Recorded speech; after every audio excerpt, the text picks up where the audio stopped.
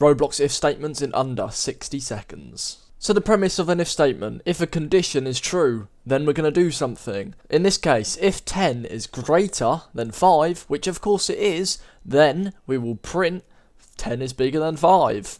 This example here, if 5 is less than 10, then we're going to print 5 is less than 10. We can also do this for equals by putting two equal signs. That shows that if something is equal to another thing, then it's true.